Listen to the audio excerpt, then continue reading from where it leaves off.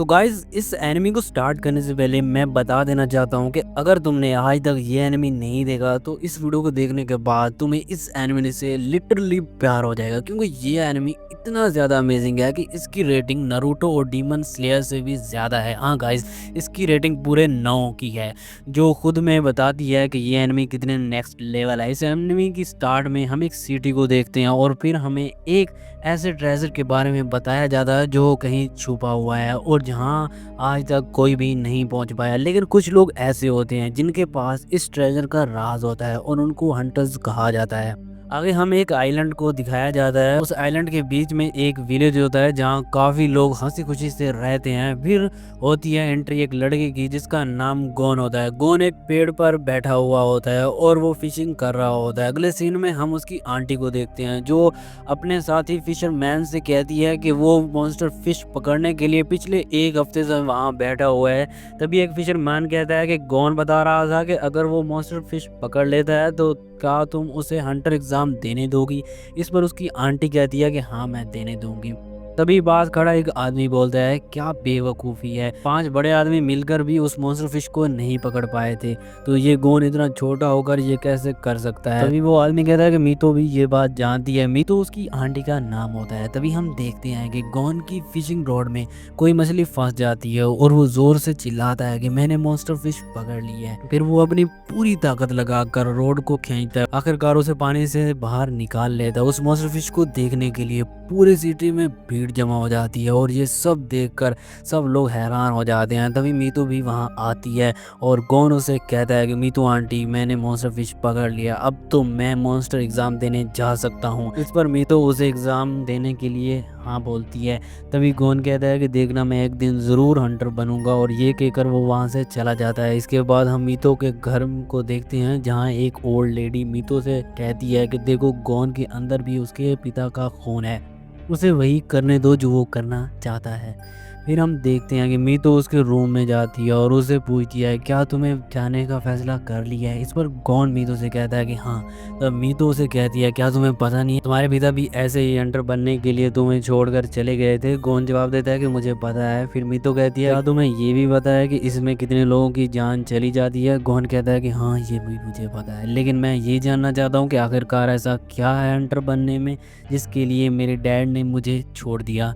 फिर हम देखते हैं कि अब गोन जाने के लिए रेडी हो जाता है और वो मीतो से कहता है कि आंटी देखना मैं एक दिन ज़रूर वापस आऊँगा और हंटर बन कर आऊँगा। तब मीतो कहती है कि मुझसे वादा करो। गोन उससे वादा करता है। फिर हम देखते हैं कि मीतो रोने लगती है और उसे गले से लगा लेती है। इसके बाद हम देखते हैं कि गोन वहाँ से चला जाता है और पूरा विलेज के लोग उसे अलविदा कहने आते हैं। गोन के शिप आइलैंड से निकल जाती है। तब हम देखते हैं कि शिप पर और भी लोग होते हैं जो उम्र में गोन से काफ़ी बड़े थे और वो गोन का मजाक उड़ाने लगते हैं, ये देखो ये बच्चा भी हंटर बनेगा। तभी उनमें से एक आदमी बोलता है कि हर साल हज़ारों लोग हंटर बनने के लिए आते हैं और उनमें से कुछ गिने चुने लोग ही हंटर एग्ज़ाम पास कर पाते हैं। तभी हम देखते हैं कि जहाज़ का कैप्टन जो अपने कैबिन से बाहर आता है ड्रिंक करने के लिए। फिर गोन ऊपर देखता है और ऊपर से सी ईगल्स उड़ रहे होते हैं। तब गोन कैप्टन से कहता है कि लगता है स्टॉर्म आने वाला है।